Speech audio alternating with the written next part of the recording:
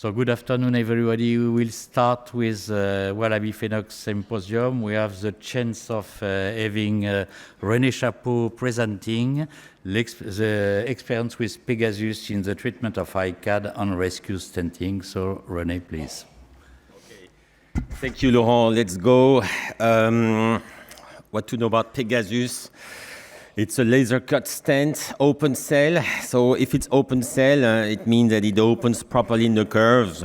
That's an important interest. And it can be placed through 0165 or 0117 microcasters, which is, of course, very interesting too. The official indications are indeed not only aneurysms, but also dissection and stenosis. And I report on our use in ICAD and stroke, just to have an idea how the stent behaves in compared to the other ones. First here, all the four are the PEGASUS. And you see that 45, the diameter and the length play a certain role in the radial force. If you compare with Leo, is more than a Leo. It's a bit more than an Atlas also. Of course, a wingspan is a bit more powerful. So our experience, about 40 patients, most of them in acute stroke, and acute stroke divided in ICAD. So obviously food plays a given role, and food can be a reason for treatment of stroke, where you see this here, this tight stenosis responsible of the symptoms where PTA is being done, and after PTA the stent is delivered with its three markers distally and proximally. We systematically oversize. There is no reason not to do it because opening is good also if you oversize. Here's a 6 months follow-up. Same thing, a bit more distally. Also, this patient arrived with important symptoms, and you can understand that he has symptoms because he has a stenosis, obviously some more clot. So we systematically put a stent retriever to try to remove, and indeed, it is better. If you see this and this, there is less material that you're supposed to push inside the perforators. And then if you see that it's still not so good and you fear that it may occlude, sometimes we wait and you see that it occludes, or if we feel uncomfortable, stent is being placed after a PTA, and here we are with the device which is in place with the proximal and distal markers and the 6 months follow-up where it remained more or less stable. So this is enough, of course. Technique. Why to do PTA before? Very simple reason. The stent have a very low stability.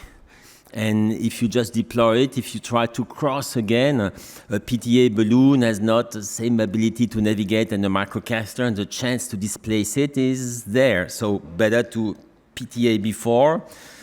2 patients, obviously, it was not enough. And here's another acutely decompensated intracranial stenosis, which is there. I think it's very difficult to know the proper size, and I'm always interested when I discuss with my colleagues from the US, Adnan, Ricardo, and a lot of others that are very pro coronary balloons, balloon-mounted stents. I never know the proper size to give, and if I don't know, I think it's very safe to put a first PTA balloon to look how it is and potentially to increase. The price of those balloons is very low, the navigability is amazing, and then we adapt to what we see. Here is the result also after 6 months, very stable, and it works on the right side, and guess what? On the left side too. So here's the left ICA with a similar picture. You see first, it came as acute stroke, so stent retriever is placed through, and then we PTA increasingly, 2, 2.5. This is the result just after it. And just by placing the stent, you see that you gain a lot more. The zoom is not exactly the same, but still, you see that it's much better. So there is an added value to put a mechanical factor. So here, 1 solitaire, 2 PTAs with 2 and 2.5, and then the 4.5 PEGASUS inside. Some patients have rescue stenting when you try to do a lot and it does not work. And This here is a 48-year-old man, a high NIH score, with this distal M1 where should be simple and easy. And our preferential way to proceed here is to do dual stent retrievers, which usually works, unless it does not. So first pass did not work, second pass did not work, then change, Sophia solitaire did not work, fourth pass, monosolitaire does not work, fifth pass, double solitaire, sixth pass, I mean, you wonder what to do when in a 90-year-old patient you would not continue at 48. The point is when to do rescue stenting, because you know it's going to be rescue stenting, but honestly, I don't know. And it's not so simple. Seventh pass, where Batu, who made the treatment, decided to go on for a first stent, and then he got access to the other branch, put the second one in a Y connection, and the result is still amazing. And this is the CT on next day, and the MR 6 months later, where everything's not perfect. We found a major in-stent stenosis. One of the stents is occluded, the other one is major tight. So we went back, did some in-stent PTA with drug-eluting balloons, in the distal a smaller balloon, the proximal a bit larger balloon. And this is some few months later, where you see that it's okay, it's good. So definitely rescue stenting has a place, but I think that defining is not so simple. Dissection is also an interesting indication where I think there's no doubt that the cause here for this patient to have a little distal stroke is this dissection with this here, which is missing, where we put catch-mini or tiger catch-mini here. And then the PEGASUS was placed. This is immediately post. This is, here are the markers. Yes, the markers you see, but you see them better when you have an arrow. This is 6 months later, where the hematoma is resorbed and the vessels look good. It's definitely the fact that here's a vessel which is angulated, makes sense to have something open cell, which is maximal flexible. I mean, the other stents we have are good too, but the more the vessel has an important angulation, I think the more it makes sense to go into the direction of open cell design. No intraprocedural in-stent thrombosis, no distal vessel embolus that occurred, hemorrhagic complication that I'm going to show with this absolutely debatable treatment that was done by one of our colleagues. I guess the clot must have been more proximal. He still wanted to get that out. Going distally, the stent retriever did not do the job. And technically, it's absolutely no problem to go there with a microcatheter and deliver a stent retriever, avoiding a stroke. So that's the nice part, but the price for this is to put anti-GP2B3A, and the consequence here, this is the end result, and the consequence is next day, a bleeding in a complete different territory, but rescue stenting has a price, and I think that there's a lot of enthusiasm to do rescue stenting. I think it must be still very reasonable. I don't think that this is here the best indication. And this is one of the drawbacks. And it's even not in the territory where the stent was placed, but I think we need to know precisely how frequently this takes place. Elective stenting and PTA, okay, this is a regular condition, it's a straight vessel, so any stent would have done the job, including this one, but looks good. Reconstruction is something we're doing more and more in chronically occluded vessels or subacutely occluded, where indeed it's interesting to think when should be the moment when we recanalize a vessel. Because acutely, we've got a high risk of having clots that move. If you do it later, usually it's because some issues are occurring. And this lady, she's 55. She had 6 months earlier an acute stroke, where you see that the siphon is there. The carotid at its origin is occluded, and She was treated by aspiration, partial treatment, and then she got a braided stent, which is quite thrombogenic. I'm not sure it's such a good idea to place this acutely, which of course gives a good image, but next day, stent was occluded. Patient was not too bad, it was left like this. And 6 months later, she came with ongoing TIAs in this territory, knowing that the left ICA is occluded too, and the left vert is occluded too. So she only has the right vertebral artery. What to do? The problem is that she has no right external carotid artery. She just had the left ECA giving something at the siphon. Everything's missing here.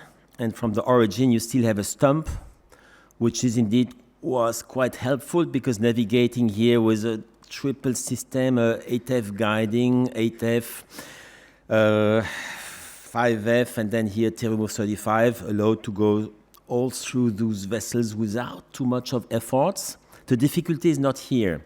The difficulty is once you get there to be able to re-enter, and even if you take a CTO wire that punctures, when you're in a straight segment, the chance to puncture outside is much higher than to puncture inside. So here, in fact, what helped us was to take a Chikai wire where we could get access again to the lumen. And once it is done, some PTA is being done, and then extensive stenting is done, extracranially with 2-wall stents. And we did the intracranial part with a very long PEGASUS.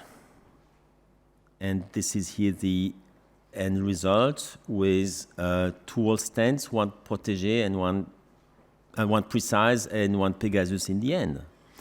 This is same situation where a lot is missing, and in the end, this is here's a disease part treated with PEGASUS, and here's a 6 months follow-up. So as a conclusion, we have the chance to have many self-expandable stents. Self-expandable stents has the advantage that when you have an artery that varies in caliber, you can oversize. And if the vessel is not straight, open cell is of help. Thank you.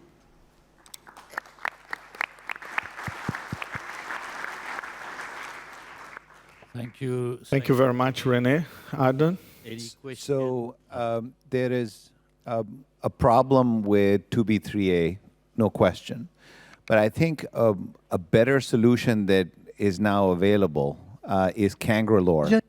You can actually load patients on Cangrelor at a much lower dose than coronary dose, so you can actually even titrate what their PRU is. And so that, in theory, it's still very early, in theory should have a much lower risk profile than a 2B3A, which I think is a big gun and really opens you up to all sorts of complications. Probably it's a bit unfair to show this complication because we got a lot of patients where we did not have bleeding. So always a question of proportion, and it seems to be still rare. Interestingly, the literature in the mid-2010s was very negative against GP2B3A. Now there's an important literature saying it's very good. I think to see once in a while a complication enables you to remain grounded, but potentially Cangrelor. Just one question, Annan. That's a good point what you say, but does that mean that we can also do that, for example, for thromboembolic complication during aneurysm treatment? Do you do that? Do you replace tirofiban or any GP2B3A by Cangrelor, or do you continue to use GP2B3A? There are two scenarios. Yeah. One is emergent stenting. Emergent stenting for aneurysm, emergent stenting for ICAD. I think that's where Cangrelor is really good. The second situation is in-stent thrombosis, okay, coiling associated thrombosis. I think in that instance, 2B3A is definitely the standard. So there we'll still use 2B3A, but for emergent cases where you're loading the patient, it's fast and it's very useful. So we have a different experience. So even for thromboembolic complications during the procedure, the Cangrelor is working very well for us. So we have completely switched 2 cangrelor in last few months for everything. In fact, we are sometimes placing intrasaccular and flow diverters, and if there's a clot formation, we give cangrelor on top of ticagrelor or prasugrel, whatever you are giving. Yes, but we're switching here. I mean, the focus was on stroke, and I think that whatever medication you give in stroke, it will be a question of rate, because no doubt that cangrelor will also induce some bleedings. But nothing against cangrelor. René, in the last case that you show, did the patient was patient blind? No. Because it had the cavernous origin of the ophthalmic. So Yes, because the CTO and the wires did not go to the lumen here and it just continued straight. So we were concerned, and luckily it did not. She did not. Thank you. And one thing I observed, René, is that in stent stenosis, you use a drug-eluting balloon. Yes. Yeah, this is a practice that I have learned from here in Europe, and I don't interact with any in-stent event without a drug-eluting balloon. Is this you do it for everyone? It's extremely efficient. I agree. Thank you very much, René. Thank you, Laurent.